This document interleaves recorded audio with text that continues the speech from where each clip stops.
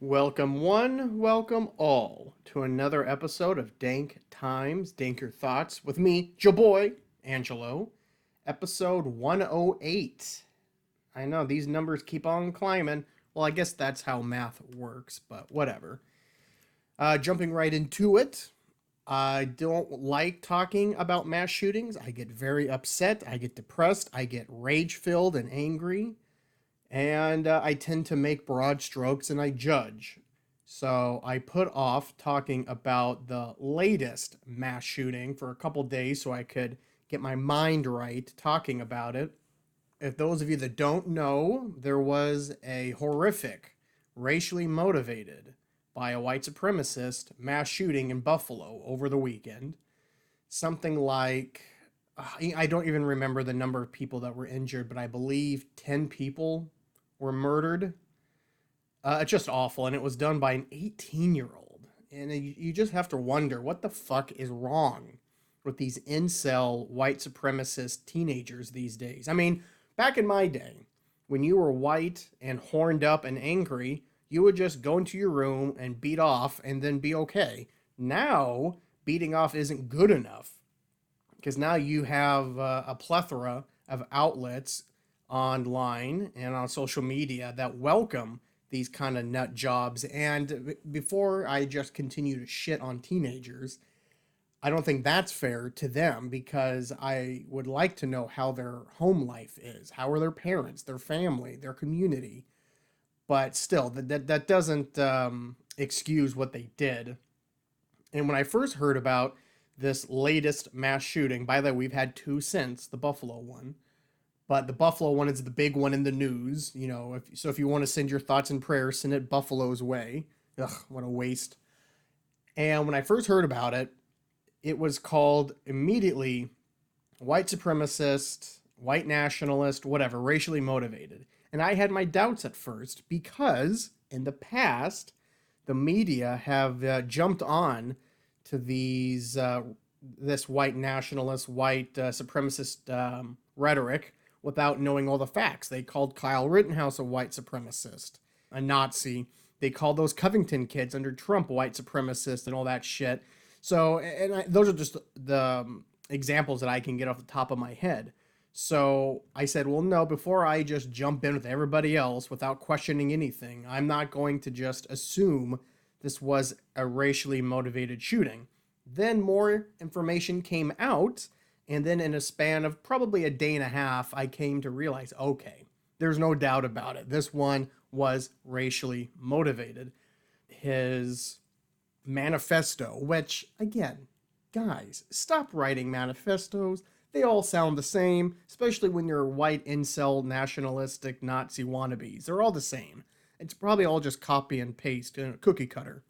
But in that manifesto, the teenager who did the shooting, I'm drawing a blank on his name, but I don't even want to learn this cocksucker's name.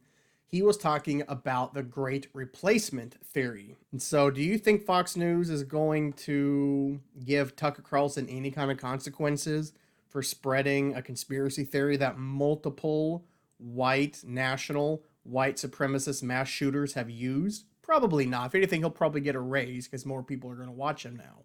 But for those of you that do not know what the great replacement conspiracy theory is, let me pull this up here. The Great Replacement is a conspiracy theory that states that non-white individuals are being brought into the United States and other Western countries to quote-unquote replace white voters to achieve a political agenda. It is often touted by anti-immigration groups, white supremacists, and others. White supremacists argue that the influx of immigrants, people of color more specifically, will lead to the extinction of the white race. The Great Replacement theory is sometimes seen in other ways, such as claims of voter replacement and immigrants invading America. The first claim assumes that immigrants and non-white people will vote a certain way, ultimately drowning out the votes of white Americans. And I gotta just interject here real quick that theory has already been disproven time and time again. Because yes, although there has been an influx of non-white people in this country, a lot of the Hispanics are pretty conservative. And so, I mean, look at the last few presidential elections. The Hispanic Latin vote has been swinging right for some time. And just because someone is black or Asian or whatever, a miscellaneous, don't just assume they're going to vote a certain way. I mean, that is extremely racist. Well, this person's Indian, so she's absolutely going to vote Democrat. Well, you don't know this person at all. You can't just assume that because of their skin color. But anyway, let's continue with this replacement theory. Adolphus Belk Jr., a professor of political science and African American studies at Winthrop University, said white nationalist movements arise when people of color are seen as a threat in the political and economic realms. Belk continues to say white nationalists are worried that whites will no longer be a majority of the general population, but a plurality, and see that as a threat to their own well-being and the well-being of the nation. So where the fuck did this theory come from? The Great Replacement theory has roots in French nationalism. Ah, those goddamn froggies. Theory has roots in French nationalism books dating back to the early 1900s, according to the Anti-Defamation League, the ADL. However, the theory's more contemporary use is attributed to Renaud Camus, a French writer who wrote Le Grand Replacement, which translates to The Great Replacement, in 2011. Camus's writing was influenced by another French author, Jean Raspail, who in 1973 wrote The Camp of the Saints, which told a fictional tale of migrants banding together to take over France. According to the ADL, white supremacists blame Jewish people for non-white immigration to the US, and the replacement theory is now associated with anti-Semitism. A core belief to the white supremacist movement is the 14-word slogan, "We must secure the existence of our people and a future for white children." Oh, that is some scary shit right there. That's insane. And according to the Southern Poverty Law Center, it's growing. Fast forward to August 2017, when white nationalists rallied at the University of Virginia in Charlottesville with participants chanting, "The Jews will not replace us." And I'm not going to continue reading this because it's just making me froth at the mouth in anger, but the Southern Poverty Law Center is showing here that since 2017, that Charlottesville rally, when Donald Trump said, there's bad people on both sides, even though a Nazi literally murdered someone in that rally, that they feel emboldened by Donald Trump in the current Republican Party, and that the Great Replacement theory is actually being talked about by politicians and dog whistles by Donald Trump himself. But enough about the Great Replacement theory. You know what it is. We know it's bullshit. We know it's dog shit. We know it's garbage. And we know that it's only weak-minded, weak-backboned, white, probably overweight, and undersexed micropenis men with a sprinkling of women that truly believe this. They have their own insecurities, and instead of getting professional help, they blame anyone else looking for a scapegoat. This is the human way. We have always done this. This is nothing new. But you would think we would be a little wiser and smarter about things in 2022, but I guess not. So let's talk about what happened in Buffalo and what's currently happening in the government, particularly with the Biden administration, and how politics is using this as another tool of ammunition for both sides for the upcoming midterms and the general election in 2024. This article is from The Hill. Democrats are taking Republicans to task this week following a racist mass shooting in Western New York, accusing GOP lawmakers of fomenting violence by embracing the same white nationalist views as the alleged gunman. Lawmakers in both parties have been horrified by the massacre in Buffalo, where a lone gunman shot 13 people and killing 10 at a supermarket in a predominantly black neighborhood on Saturday afternoon. The suspect is an 18-year-old from Conklin, New York, a small rural town 200 miles east from the supermarket. The individual had reportedly posted a long online screed voicing fears that America's white population is being overrun by a growing number of minorities. That conspiracy is known as the replacement theory, which we've already talked about, which has a long history at the fringes of American politics, reverberating for decades within the underground world of white nationalism and white supremacy. But it gained momentum and became mainstream during the President Trump administration, whose Make America Great Again campaign launched with a blanket attack on Mexican immigrants, won legions of followers across the country, and remains the single most animating force in the GOP even more than a year after Trump's departure from public office.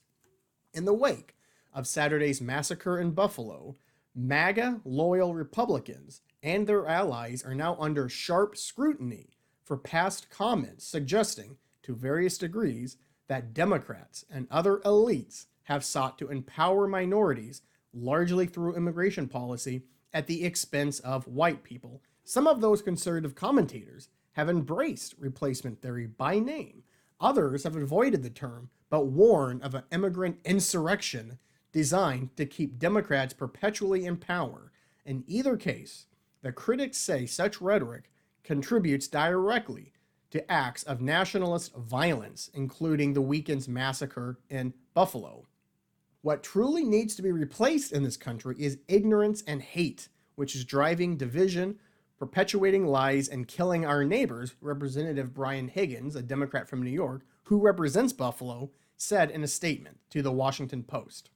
Brian Higgins is hardly alone, and among the loudest voices denouncing the GOP's flirtation with fringe nationalism are a pair of Capitol Hill Republicans, Representative Liz Cheney from Wyoming and Adam Kinzinger from Illinois, who accuse their own leadership of doing far too little to combat the bigotry in their own ranks. I would believe Kinzinger and Cheney if they did not vote along party lines and along Donald Trump party lines over 85% of the time.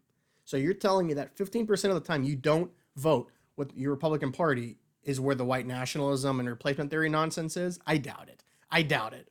I don't like this sanctification that a lot of moderates do to certain GOP members because they once or twice speak out against Trump and the MAGA wing of the GOP.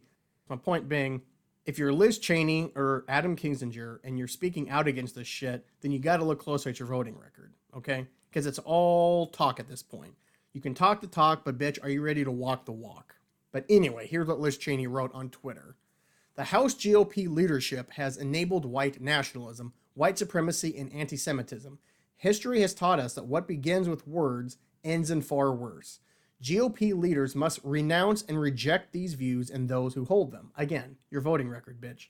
The debate over replacement theory has been thrust into the national spotlight following a string of violent episodes in recent years. The list includes the 2017 march in Charlottesville, where white supremacists yelled, "Jews will not replace us," the 2018 shooting at a synagogue in Pittsburgh, where Jews were targeted for supporting immigrants, and the 2019 massacre at Walmart in Texas, where the shooter said he feared a Hispanic invasion. The suspect in Saturday's shooting in Buffalo, I'm not going to say his name, had aired similar grievances, writing online that the black shoppers he targeted were a threat to my own people, a threat he equated to genocide. Oh, I love it when white people talk about the fear of genocide. Like you don't know your history, you dumb fuck. Senate Majority Leader Chuck Schumer lamented that such views have become more mainstream in recent years, blaming some MAGA Republicans and cable news pundits for lending the theory purported legitimacy. The message is not always explicit, but we've all seen the patterns, he said. In Trump's absence from Washington, other prominent conservatives have stepped up their fight against what they perceive as a threat to American national identity, mainly white identity. Tucker Carlson. Ooh, God. I think the name Tucker Carlson will actually be an insult here soon. Because, Americans don't like the word cunt. So a word that would be replaced for cunt would be probably a Tucker Carlson. You know what? You know what, Katie? You're being a real Tucker Carlson right now, and then you're going to get slapped by Katie because nobody wants to be called a Tucker Carlson. Tucker Carlson, the popular, unfortunately, Fox News host, has led that charge, saying on his show last year that demographic change is the key to the Democratic Party's political ambitions. He then accused Democrats of trying to replace the current electorate with more obedient voters from the third world. That's right. If they're coming from the third world, they're fucking retarded and they can't think for themselves. So you better let a rich white person tell them what to do. Shut the fuck up, Tucker Carlson. God almighty. Of all this shit that's happening in the country, it's amazing to me that anyone that has even an acorn-sized brain will listen to that dumb fuck. I have less political power because they are importing a brand new electorate, he continued. Why should I sit back and take that? Oh, you smug, elitist millionaire. Yes, you have less political power. Tucker Carlson. Jesus Christ. The sad thing is, people, if he decided to run in any state or just run for president, he would do pretty good. I truly believe that. And that is a sad state of affairs in this country. Appearing on Tucker Carlson's show in March, GOP Ohio Senate nominee J.D. Vance said that the Democrats have decided that they can't win re-election in 2022 unless they bring in a large number of new voters to replace the voters that are already here. I wonder what he means by that. And Representative Scott Perry, a Republican from Pennsylvania, a close Trump ally, has issued similar warnings about immigrants. For many Americans, what seems to be happening, or what they believe right now is happening, is what appears to them is we're replacing native-born Americans to permanently transform the landscape of this very nation. You dumb fuck. Among the lawmakers under the brightest spotlight since Saturday's massacre is Representative Elise Stefanik, a New York, a member of the GOP leadership. Elise Stefanik was accused in a hometown newspaper editorial of subtly parroting tenets of replacement theory with Facebook ads in September 2021 that said Democrats were plotting a permanent election insurrection with the plan to give amnesty to undocumented immigrants for electoral purposes. No proof there. Kinzinger resurfaced those posts in the wake of the shooting on Saturday, asserting that Stefanik pushes white replacement theory.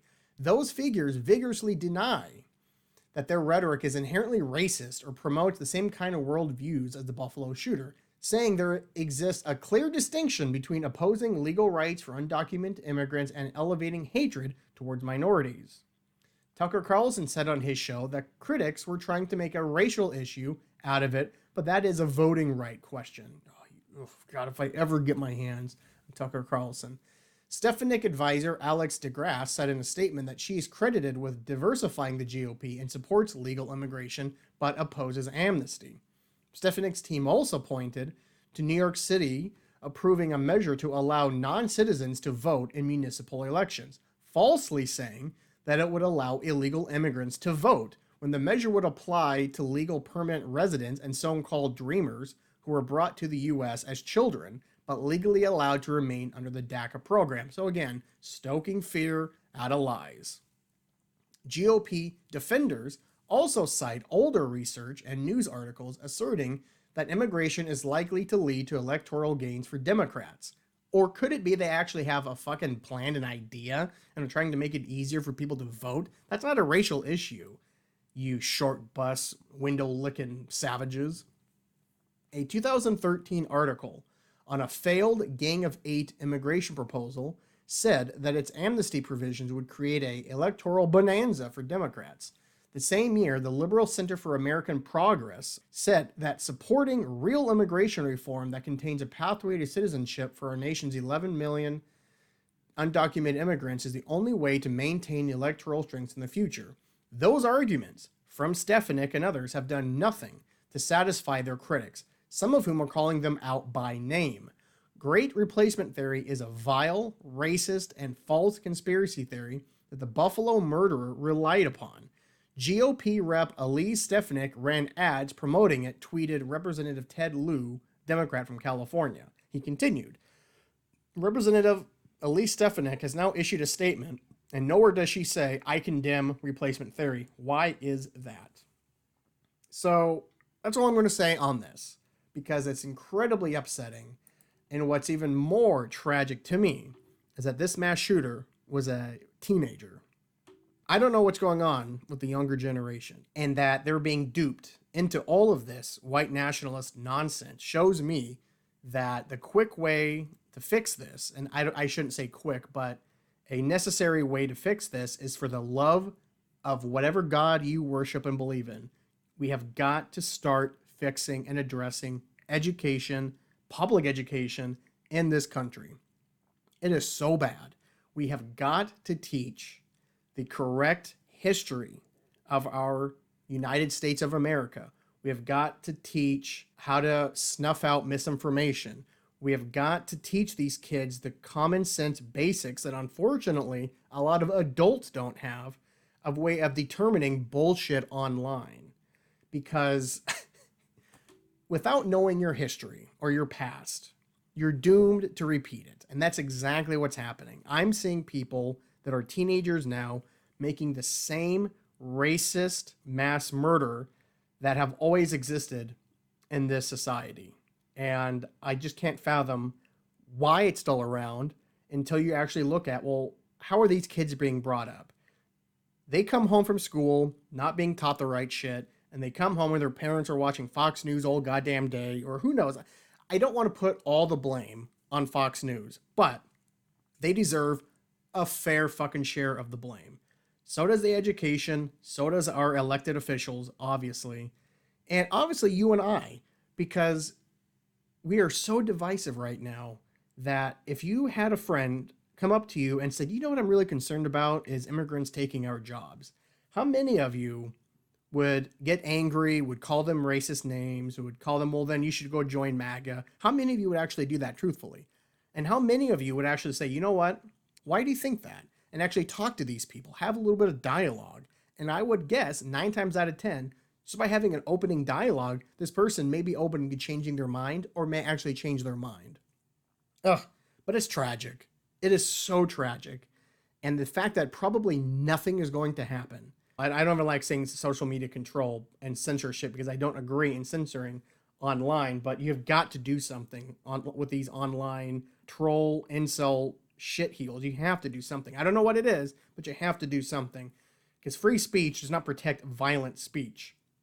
You have got to do something in the media to get a fairness doctrine going so that fucking asshats like Tucker Carlson's traitorous ass isn't just out there spewing conspiracy theories that are actually getting people killed. The body count attributed to Tucker Carlson is probably in the hundreds now. We have got to figure out that education, and we got to hold elected officials' feet to the fire when it comes to gun control, voting rights, passing actual legislation that's going to make a fucking difference. But anyway, enough about this. It's depressing me and making me rage-filled. So let's move on to other stories. All right, I had to take a break there and get a little bit high talking about that Buffalo mass shooter was really working me up into a fit of rage. So smoked a little bit of this joint, Gary Payton. I don't think I've ever had the Gary Payton strain before, but if I have, I don't remember it. But I got to tell you, I'm digging it so far. Lately, I've been smoking Cheetah Piss, which is a very vulgar, awful name for a very sweet, little tangy, little harsh at the end strain of just the dankest dank that ever danked. But I digress. You're at the weed shop, check out Cheetah Piss or Gary Payton. But anyway, back to the podcast here. Continuing a series that I've been doing the last few podcast episodes of how I would do in a Gladiator style fight to the death of certain Disney characters. So far, we've done the Disney princes and the Disney villains. As I talked about last week, this week is how I would do in a fight to the death Gladiator style with the top 35 Disney sidekicks. Now, because there's 35 of the motherfuckers, I'm going to go kind of fast here. So starting at number 35, and they're ranked by, I think, release. Are they ranked by release? Oh, they're ranked by awesomeness, according to Bustle.com. I'd never heard of fucking Bustle.com. It looks like a HuffPost BuzzFeed wannabe. But anyway, so according to Bustle, these are the top 35 Disney sidekicks. And how am I going to do with these sons of bitches? All right, number 35, the 7 dwarfs from Snow White. So this one's a little tricky. Oh, let me rewind again. God, I did the same mistake last episode. So there's 4 categories here. how am I going to do in this fight to the death? The first category is that I'm going to kick the shit out of them. In fact, I may kill them if I have to. Because usually in my mind, I think of like a Joaquin Phoenix kind of guy on top, the Julius Caesar. Is he the Caesar? Is that what he's called? The Caesar of Rome? Anyway, the King of Rome, I see as a Joaquin Phoenix looking. And, he does his thumb up for let him live, thumb down, kill him. Or he goes up and down like, your choice, Angelo. You do you, baby girl. And so in this instance, that first category is it's up to Joaquin Phoenix as I kick the shit out of the sidekick or sidekicks. The second category is that it's a fair fight. So I can't really say who's going to come out on top. It's going to be 50-50 mass majority of the time. Who the fuck knows? But it'll be kind of fun. Maybe I come up with some hijinks. You don't know. The third category is that I get my ass kicked and humiliated. Now, they don't kill me, but they do basically anything else. They could have their way with me. Either I'm into it or I'm not. It doesn't matter at that point. I'm theirs. I lost. Or something much, much, much worse than sweet, sweet tummy kisses. But the fourth category is that I would get murked. I would get snuffed out. I would die. They would kill me. I'd have that long sleep good night. Is it the long sleep good night? Or the long sleep good night? Am I just repeating myself? God damn you, Gary Payton. You're getting me all fucked up. Anyway, that's the most fun category to me because I get to envision how I die. But anyway, enough bligablablum. Let's talk about these sidekicks. So the 7 dwarves. Now, there is 7 dudes here, but they're very tiny. And I know we can't say the word midget anymore or dwarf, but I feel like little person is just as demeaning as some of the slangs. So for the sake of political correctness here, I'm going to use the word dwarf to describe like real life dwarves, because the 7 dwarves from Snow White are not life-size dwarves. They're little tiny things that come up to like your shin. So they're not even midget. Damn it, they're not even dwarf size. This is getting confusing. It's like I'm trying to talk about gender and pronouns. Okay, the fact remains, these 7 dwarves don't stand a chance. I'm going to kick the shit out of them pretty easily because they're only shin high. Yeah, they may get in a few kicks here and there, but there's only 7 of them. I can snap their necks real quick. All right, moving on. The White Rabbit from Alice in Wonderland. He's a talking rabbit. I don't think he'd put up much of a fight.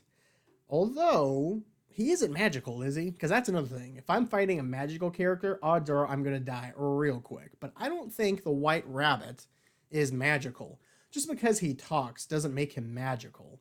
So if he doesn't have magic, easy victory. But if he does have magic, I don't know. I don't know if he has magic. I'm sorry. I've seen the movie a bunch of times when I was a kid.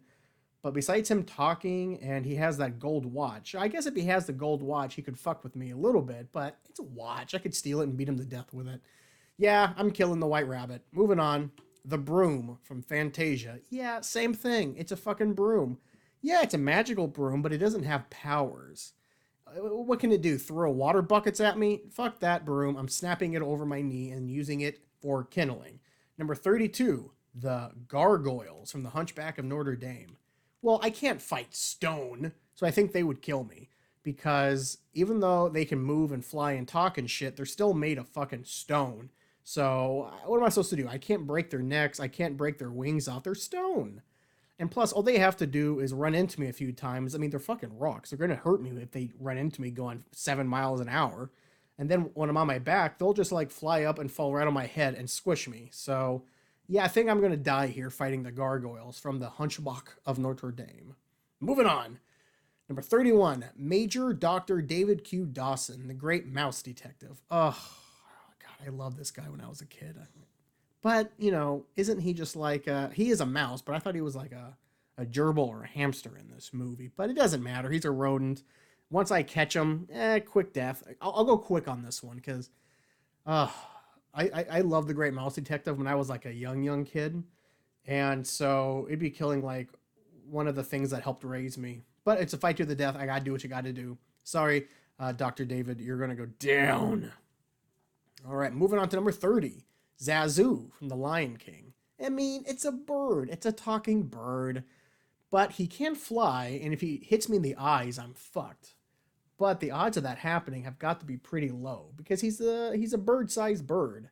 He's not even human size. So I think once he tries to like attack me, if I can just grab any part of Zazu, it's death. It's a quick death. I mean, again, huge fan of The Lion King. It's one of my favorite movies of all time, and it would kill a big part of me to actually have to end the life of Zazu. But I would do it. I would have to. This is a fight to the death after all. So I'm sorry, Zazu, but I'll give you a quick death, just like I did the mouse and the other character that I can't remember because I'm pretty stoned. God damn, Gary Payton did a fucking alley-oop on my ass. Moving on. Sergeant Tibbs, 101 Dalmatians. I can't kill a dog. Ugh. Oh, wait. Mr. Tibbs was the cat. Oh, shit. I got it. Cats are like my favorite animal. Speaking of, I thought I heard LaFonda come in here. I thought, what are the odds of that? I'm talking about a cat, and then she just happens to walk in. Creepy. But that didn't happen. Sergeant Tibbs. Yeah. Again, fight to the death. I gotta do what I gotta do, but yeah, I think once I kill Mr. Tibbs, a big part of my like internal life, what makes me, I don't believe in a soul. Well, maybe I do. I don't know. I can't really define what a soul is, but a piece of me would die inside, is what I'm trying to say. And I'm sad as shit already just thinking about killing some of them. Oh, maybe this wasn't a fun thing to do. Oh no, Thumper! From Bambi. God damn it, I love Thumper, but oh god, I may just commit suicide during this fucking Gladiator fight if I keep killing all my favorite sidekicks. Oh my god, fucking Thumper from Bambi. But again, fight to the death. I'm sorry, Thumper, but I'm gonna pick you up and dash you against the rocks. Again, give you a quick death. I don't take pleasure in any of this. Man, I'm sounding like a real sadistic motherfucker killing all these animals here. Oh, here we go. Here's where I get a little bit of revenge on my ass. Sven from Frozen. I mean, he's a fucking reindeer. If he just clips me with one of those horns, I'm done. And can't he like stand upright like a human sometimes? If I remember Frozen, didn't Sven punch one of the bitches in Frozen so he can punch too? I think I would get my ass killed by Sven because I think Sven is going to hook me with one of those horns and just end me. Plus, he can run and fast. He's huge. He's a fucking reindeer. You don't think a reindeer is that imposing? Go look online. Look how big a reindeer is. And then look at full-grown male reindeer with those fucking horns. Yeah, you're going to change your tune real quick there. But yeah, so Sven's going to murk my ass. Moving on. Turk from Tarzan. Oh, Turk. Yeah, I mean, he is a gorilla. But he's a baby gorilla. Isn't he a baby gorilla? Or does he grow up with Tarzan and becomes a life-size gorilla? Okay, so there's going to have to be an asterisk next to this one. We're talking baseball steroids type shit here. If it's child Turk, oof, God, could I kill the baby gorilla? I don't think I could. If it's a baby gorilla, I think it's a 50-50 fight. But if it's full-grown Turk, oh yeah, he's wasting my ass real quick. He's just going to get me in a headlock and squeeze my head off like it's popping a grape. No, it's not going to be a good fight for me then. So, yeah, Turk, I got to get more information. I don't know what age or size you are. Moving on. Tinkerbell. Oh, Jesus. I don't think I was attracted to any sex before I watched Tinkerbell and Hook and Tinkerbell and the cartoon Peter Pan. Both times I thought, yeah, I like women. In fact, I like women that look like Tinkerbell. So I think if I had to fetishify any Disney character, it would totally be Tinkerbell. God damn, Julia Roberts is hot as shit in Hook. Oh, God. Tinkerbell is so fine. So, okay, backing up for about a month ago, I was talking about that Japanese bro who's a fictosexual and he married a hologram. I think if I had to marry and like fuck a stuffed animal of a fake character that I paid thousands and thousands and thousands of dollars for, like a hologram of this character, it would definitely be Tinkerbell. I would have to be careful though, because what Tinkerbell? You know what? I could deal with it then. I'm not going to get into the long grass here. Oh man, Tinkerbell is so fine, man. Because let's face facts. When you're a boy, you're gay. All boys are gay until they hit puberty, I think. And there's been a lot of comedians that have a lot of funny takes on just this thing. That's probably where I'm stealing it from. But I agree. It resonates with me because I know I was a gay kid. Absolutely. Until I saw Hook or Peter Pan and I saw Tinkerbell, I was gay. Of course, I wasn't attracted sexually to men, but I was gay as fuck. Like, I looked at girls like, ew, gross, cooties. I looked at boys as like, yeah, I want to hang with this guy. And I loved like masculine shit. I loved muscles. I loved wrestling and sports, and I just liked all the manly shit. So I was constantly looking at like half naked men and like Greek goddess looking men. And all the time, like I would see a beautiful woman, I was ugh, gross, cooties, gross. Girls are nasty. Like I remember being like 3 and 4, and my parents can back it up. I would get kissed and like chased all the time by the girls in the class, and I would cry and cry, and I would hit them and shit. Like, get away from me! I didn't like it. I didn't like it. But then I saw Tinkerbell dancing around, and I thought, holy shit! I think I must have hit puberty like at 6 years old. Oh God. Oh God, Tinkerbell. Oof. Any of my future partners out there listening to the podcast thinking, well, let's say hypothetically I get into a real relationship with Angelo and things starting to get stale in the bedroom. How can I spice things up? Dress like Tinkerbell. But back to the nitty gritty dirty job here. God, could I kill Tinkerbell? Let me back up here. Could I kill Tinkerbell? Not out of love and lust, but she is a pixie or a fairy or something. I don't know what the fuck she is. But she does have magic. Now, if we're talking the cartoon Tinkerbell, I think it'd be a quick death, but I would be sobbing the entire time. And not the good one either, where I'd have a heart on. No, no, no, no, no. This would be like painful sobbing, like the death of a loved one or a family member kind of sobbing. Oh, God, I don't even want to think about it. I'm genuinely getting sad thinking about this hypothetical situation I've made up, and I'm doing this to myself, and it's making me sad. Jesus Christ, I'm starting to tear up here. So let's skip that and talk about if it was the human-sized Julia Roberts Tinkerbell with magic. I think it would be a fair fight. But again, the thought of me fighting Tinkerbell to the death, I just couldn't do. You know what? I let her kill me. This is the first Disney character that I think I would say, I allow you to kill me. I am not going to do anything. And then I would just lay down and accept whatever fate happens. Because I can't kill Tinkerbell, man. I just can't. So I guess there's a fifth category, which is suicide. And I'm taking it on that one. All right, we got to move on here. We got like 25 more of these bitches. Timothy Q. Mouse. Okay, from Dumbo. Yeah, he's a fucking mouse. I'm stepping on him with my shoe. Moving on. We got to speed this up here. Number 23, Pacha from The Emperor's New Groove. Haven't seen the movie. I've talked about it before, but he looks like a strong guy, so I'd say he'd kick my ass. He's not going to kill me, but he's going to kick my ass. Archimedes from Sword in the Stone. Oh, I love owls, but he's a fucking owl. I would kill him. Oh, God, Archimedes. He's not magical. He's just an owl that's like smart and shit. So he may put up a fight, and he does have talons. So I guess if he flies on top of my skull and starts crushing me, but again, I have time to just grab him and kill him. I'm sorry, Archimedes. It'll be a quick death for you. Piglet from Winnie the Pooh. Oh, God, I forgot.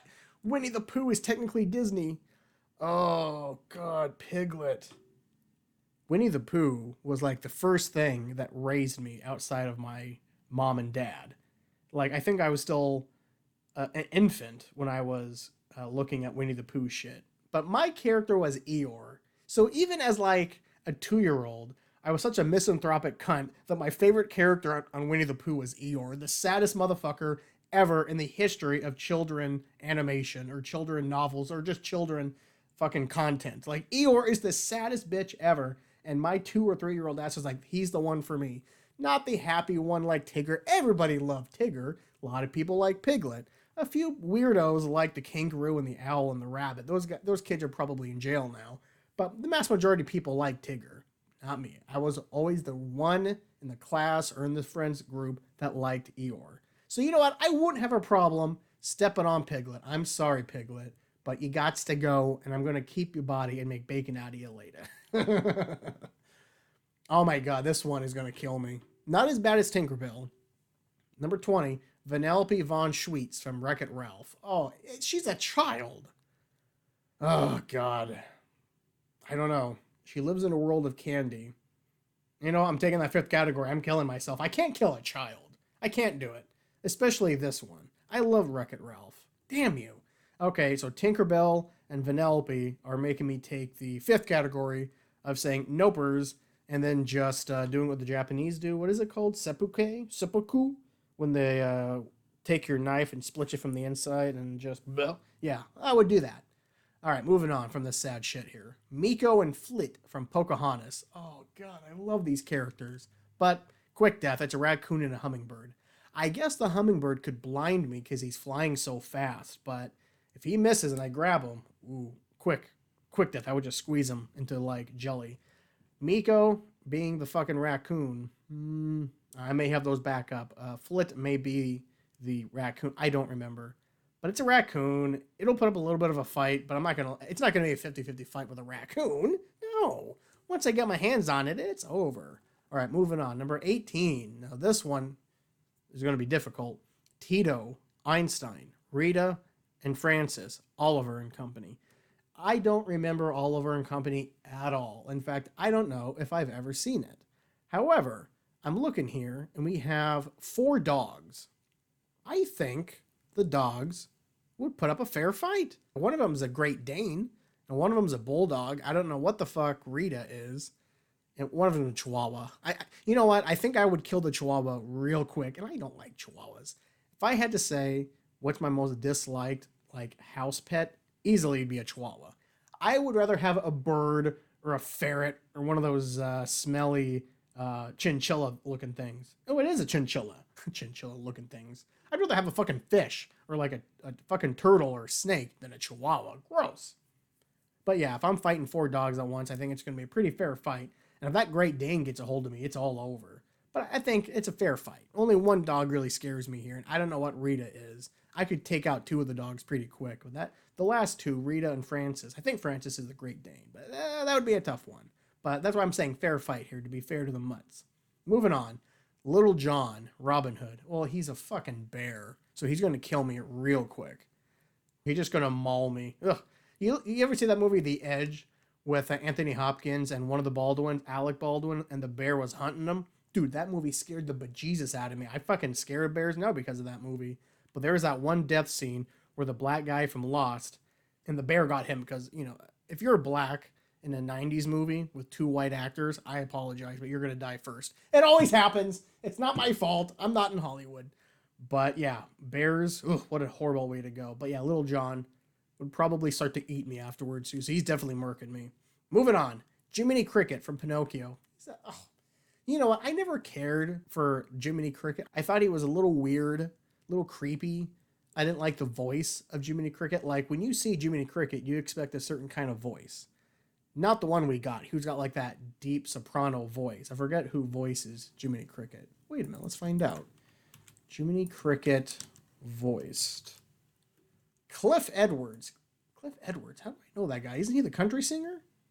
No, he's not. Who am I thinking of? Cliff Richards is who I'm thinking of. Motherfucker. Cliff Edwards, I don't know who you are, but your voice was not good for Jiminy Cricket. But he's a cricket. I'm stepping on him real quick. All right, we got to speed this up here. I've been talking over 20 minutes of these fucking Disney sidekicks here. Pascal from Tangled. It's a chameleon. I love chameleons. I love lizards, but I'm stepping on him with my foot. Moving on. Baloo from the Jungle Book. He's another bear. Baloo would kill me just as bad as the other one, Dr. John. Dr. John. Little John. Yeah, not even a fair fight. It's a fucking bear coming at me. No, Dunzo. Louise from The Princess and the Frog. Again, I've never seen that movie, but he's a fucking alligator. I don't think I'd stand a chance. It's an alligator. He's definitely going to eat me. It's self-explanatory. Moving on. Pegasus from Hercules. Oh, he's a fucking Pegasus. He's absolutely going to kill me. And it's probably magical because he can fly and shit. All he would have to do would be like fly head level at me so his hooves are at my face level and would just run over me. There's nothing I could do. I'm definitely dying. Sebastian from Little Mermaid. Ooh, not only would I kill him, but I'd throw him in a boiling pot later. Ah, man, I love crabs. I don't like getting crabs. I like eating crabs. All right, moving on. Now we're in the top 10 According to bustle.com, Gus and Jacques from Cinderella. They're mice. I'll pick them up and just bash their heads together until they're marmalade. They're easy peasy. Olaf from Frozen. Oh man, I thoroughly enjoyed Olaf. He's like the best part of Frozen, obviously. But he's a fucking snowman. How do you kill snow? But he's a magical snowman. But I think if you just like put him in the sun, because how are we fighting in the Gladiator style world if there's no sun? But I guess he's magical, so he doesn't need. Well, he is. He does have that thing that follows him around, right? That cloud. I don't know, but again, he's a snowman. I don't know how you kill snow, but maybe I would just like keep hitting him until he's in a bunch of different pieces, and eventually he'd be turned to water. I don't know. I don't know how you would. I honestly do not know how I would kill Olaf. I think I'm not going to lose. I don't think Olaf's going to kill me. How do you beat a snowman? Because you can't like take its hat and corn cob thing out and it becomes snow again. Like who was the Christmas story? The Mr. Frost. Is that it, Mr. Frost? Frost Snow? Oh, man, I'm high as a kite. All right, Olaf. I don't know how I'm doing it, but I'm definitely gonna kill you because he was impaled and frozen by like an icicle, right? And that didn't kill him. So I don't know. Maybe he's invincible. I don't know what would happen. But anyway, we got to move on here. Baymax. Oh, Baymax would kill me. He's like weapons and shit, right? From Big Hero 6. You guys saw that movie, Baymax? He's that giant inflatable thingy. But if I can get his batteries out, but I don't think it would let me. Doesn't he have like weapons and shit attached to him? Am I being crazy here? I'm not sure, but either okay, I'll say this, Baymax. If I can take your batteries out, it would be a 50-50 fight. I may be cheating here. I may be cheating. But it's going to be a 50-50 fight, I think. If I can get those fucking batteries out, then I could beat him to death with it. But anyway, it's getting dark here. Moving on. Maximus from Tangled. Well, it's a horse. But the horse can punch. Oh shit, I was mixing up my horses. I don't think that reindeer from that one movie ever stood up and punched the prince or the male character. I was mixing it up with Tangled and Maximus because Maximus would stand up and punch what's his name all the time, the jabroni from Tangled. But again, it's a horse. How am I going to beat a horse? I think he would kill me. He would just knock me over and stomp me out. Why wouldn't he kill me? He's a horse. Of course he is. All right, moving on. Flounder from Little Mermaid. It's a fish.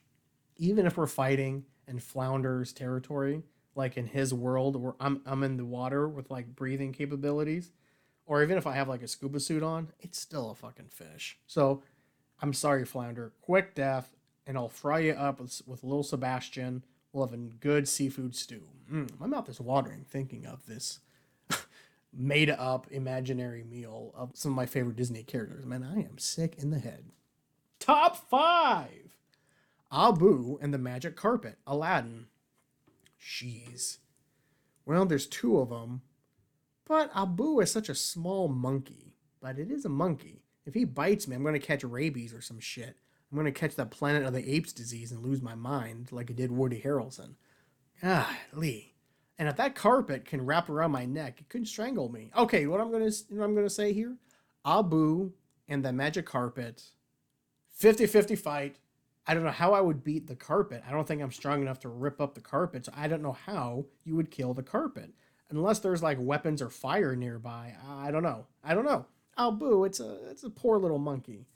And my soul would just crumble killing Abu. But you gotta do what you gotta do. It's a fight to the death. But the magic carpet, what the fuck would I do? Unless there's fire or weapon, I don't know. That's why I'm saying 50-50 fight. But moving on. Lumiere and Cogsworth from Beauty and the Beast. Well, one's a fucking clock, so I can just step on that. And Cogsworth, even though it is a candle on fire, it's still just a candle.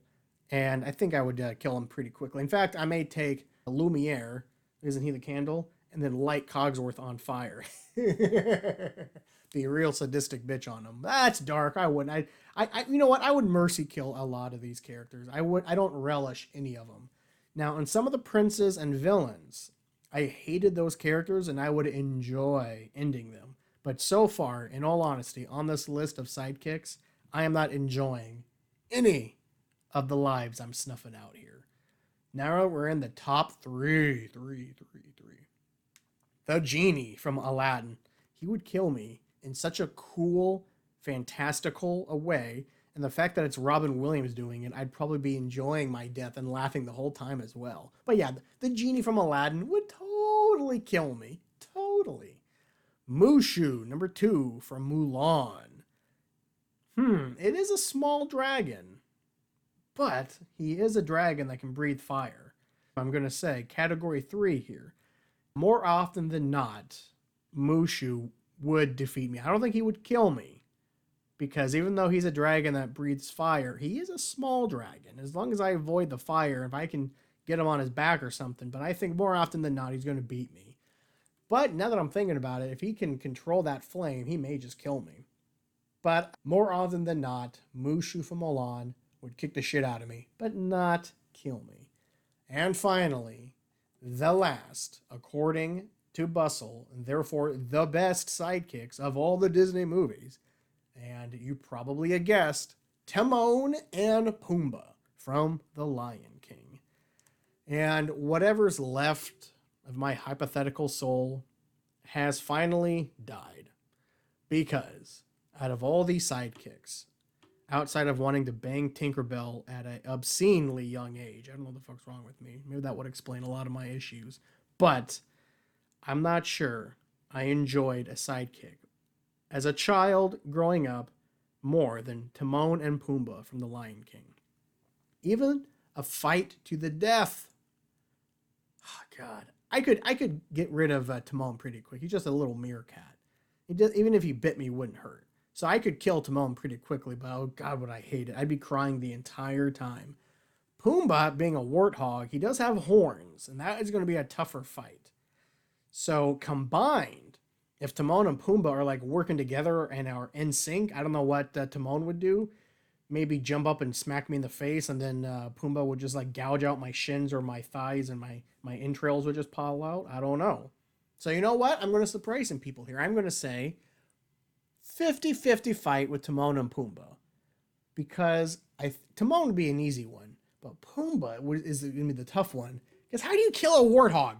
Have you guys seen what a warthog actually looks like? They're fucking massive. And those horns are the real deal. But I don't think you would kill me. Okay, you know what? I may have to upgrade this one to, more often than not, Timon and Pumbaa would beat the shit out of me. And I think occasionally, if I fight these guys 100 times, occasionally I think I may get murked a few times. I think Pumbaa will gore me. Kind of like those elephants during that movie Alexander. That was the best part of that shitheel movie. So yeah, Timon and Pumbaa. Are they the best Disney sidekicks of all time? It's hard to say no. I don't know. That's a whole other conversation. But there you go. All the sidekicks and how I would do to the battle to the death. I don't know if I'm going to continue this anymore because I think I'm running out of characters. But let's move on. I want to talk about a TV show that I was pretty excited to start, but I put it on the back burner when I was going to start it. You know, because I wanted to finish the current seasons of Barry, Better Call Saul, what was the other one? Russian Doll, which I ended up hating and stopping 2 or 3 episodes in, and Ozark. But something told me after I canceled Russian Doll and I got to roughly halfway through Better Call Saul, why don't I move up a show? Because Ozark just kills me, just wipes me out. That's such a emotional roller coaster every episode. I have to take usually a day or 2 off in between to watch another episode. I don't know how you sickos out there binge watch Ozark in like a day. Do you really dislike yourself that much? I kid. But I thought, you know what? I've wanted to watch the TV show Yellowjackets for some time. Ever since I heard about it, was it like October of last year when I started to hear about it? No, it wasn't out then. It came out in November and December. Maybe it was January and December. Either way, I heard about it about 4 or 5 episodes in, and I thought the premise sounded really cool. And it's on Showtime, I believe. And I thought, well, I get Showtime. So I added it to my watch list and told myself, once the season is finished, go ahead and start it then. Because that seems like a fun binge-watching show based on reviews and just based on the trailer. And so I thought, fuck it. I'm going to move Yellowjackets up in the queue. And boy, howdy. Thank God that I did. I am loving this show. In fact, I wish I started watching it when it was new. I can't believe I waited basically 6 months too long. It was worth the wait, I guess, because I'm really into it. Now, is it without its issues? Of course not. Some of the dialogue is pretty cringy, pretty bad actually. It makes me groan audibly, but it doesn't matter. What the show is doing is so cool. I've not seen a show that has so many genres that it's balancing at the same time. I'm sure I've seen them, I just can't remember them right now. But Yellow Jackets is strange. It's almost like it's a coming of age, supernatural, horror, psychological horror, drama, action. I mean, a bunch of shit. And it's got a pretty good cast. Juliette Lewis, Christina Ricci, Melanie Linsky, and some of the actresses that played the teenagers I've never heard of, but I guess they're pretty famous from other shit. But, you know, I'm an old man now, so they all look the same to me. But the acting is pretty good. The story is about a wildly talented high school girl soccer team becomes the unlucky survivors of a plane crash deep in the Canadian wilderness. But there's so much more to it than that. I could be a little premature here, my praise, because I'm only 5 episodes in on a 10 episode season. But I feel pretty confident, based on just the feedback that I've gotten, that it's not going to get bad.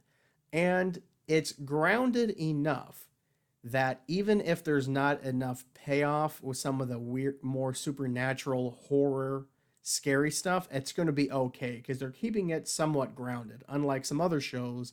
Outer Range comes to mind. So check it out if you got Showtime. It is a real fun show. Juliette Lewis is so fucking good in this. She is perfect for the role of just this, this poor, addicted, kind of burnout, but you see her backstory and how they get there. But I guess I should back up here. So it tells the story of the plane crash victims. It's like 1995, 96, some shit, but that is important to the show because all the music and the style and the speech and all that shit is from the mid 90s. So these girls are stuck in the wilderness, and I'm not going to give any spoilers or anything like that. So that's basically half of the series right there. But then the other half deals with the survivors of that plane crash in present day. So now they're all in their late 30s, early 40s. They all have their lives going. They still keep in touch here and there, but they have their own set of problems and their own storylines, basically. So you have the same characters, 2 different timelines, all with their own individual plots. And you think, well, shit, that's a lot of plots that are happening. Kind of, but the show, so far at least, balanced them out pretty good so you're not getting confused in who's who. Now, I will say it did take me probably 2 or 3 episodes to really sync up with the adult versions of the teenage characters and remembering who's who. But that may be just because me and I'm a little bit slow. Who knows? You know, I am a window licker on the short bus. You know what I'm saying? It's balancing so much of these genres. So, yes, they're all teenage girls. You have to have a coming of age shit involved there. But then you have them as adults. So then you have adult, like stereotypical subplots. You know, the unhappily married housewife, the lesbian senator, the burnout, washout, drug addicted, whatever, the psychopathic nurse. You know, these are kind of cookie cutter characters. But this show takes those characters and just kind of makes them a little bit more well-rounded, at least in my opinion. And Christina Ricci, Melanie Linsky, Juliette Lewis, and I don't know who is the black actress here? Kia King? No, that's the teenager. It doesn't matter. I'm drawing a blank on the other main character. There's basically 4 main characters. There she is, Tawny Cypress. I apologize, Tawny. I don't think I've ever seen you in anything, so it's hard for me to remember your name. And I'm looking her up on IMDb, and I have not seen any of this stuff. So, yeah, that's why I don't know who she is. She's equally good, don't get me wrong. But I, of course, am in love with Christina Ricci ever since, Casper. Now, I was talking to my buddy about this, and we were both talking about Christina Ricci kind of being the first hot woman we noticed early on in our life, because I believe the Addams Family movies came out and I was still a kid. I don't think I was even 10 years old when the sequel came out. Because that would have been 1996. So no, Christina Ricci, I think by then was already kind of a household name. Basically, she was the female Macaulay Culkin. That's how I think of it. And so when I saw her in Casper, which I think was 98, 99, I may have been 10 and starting to pick up on girls and stuff, and then I kind of like them. I mean, we already talked about Tinkerbell, but that was an animated character. But this was like Christina Ricci may have been the first actress where I was like, ooh, me likey. And it was in the movie Casper. And she must have been my age in Casper. Well, first off, how old is Christina Ricci? But okay, she is 42. Oh, wow. She was born in 1980. I thought she may have been 39 or 38. So she's a little bit older than me, but okay. It doesn't matter. If I see you on a dating app, I'm definitely swiping right, Christina. Oh my God. And she is gorgeous still. Still. It's amazing what money does. Oh, and she's recently, oh, wait, married? Oh, she's recently divorced. Oh, shit. Let me find out here. Maybe I will see you on a dating app. Although, is it Raya? Raya is the rich person dating app. I don't think I can ever get on there. No, not rich. You have to be famous. It doesn't matter if you're rich or not. Well, if you're rich, you're probably famous, but that's where all the actresses and musicians go. Let's see. Where is her personal life here? I want to know what is going on with her. Here we go. In August 2021, she married her boyfriend, a hairstylist, and that she was pregnant with her second child. 2 months later, they got married. Oh, wait, so she is married. Well, then why did it say married from like 2014 to 2021? Oh, that's when the fucking thing cut off. So I had to read the whole thing. Oh, she's been married a couple times. Well, shit. I guess I have to take it all back. I won't see you on Raya. Son of a biatch. But anyway, when I saw Christina Ricci was in Yellowjackets, I thought I'm going to watch it no matter what. Juliette Lewis was just a plus. I was a fan of Juliette Lewis when I was a kid as well. I saw her in the remake of, what was that Robert Mitchum movie? Cape Fear. She was kind of a batshit crazy girl in that movie, and this is basically that character growing up. The fact is, I kind of got a prepubescent idea from her early on that she was easy and stuff, so that's probably why I was a big fan when I was younger. Now I'm a little older and hopefully a little bit more mature.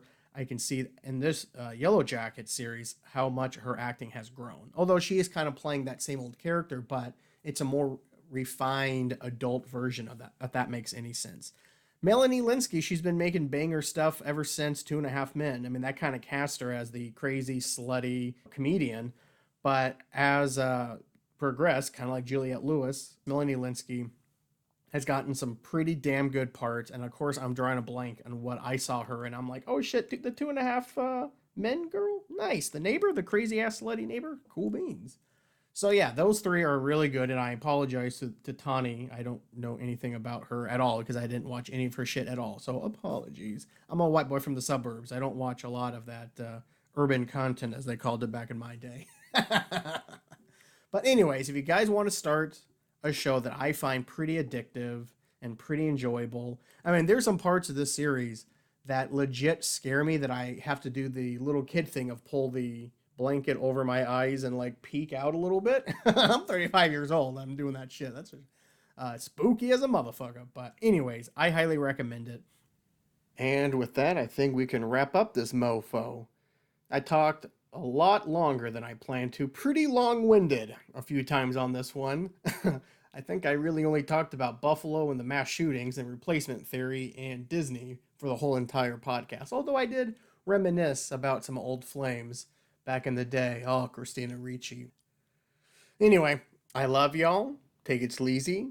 Don't do anything I wouldn't do. Treat others as you want to be treated. And yeah, don't be a judgmental cunt. I'm going to miss you guys. I can't wait to talk to you again.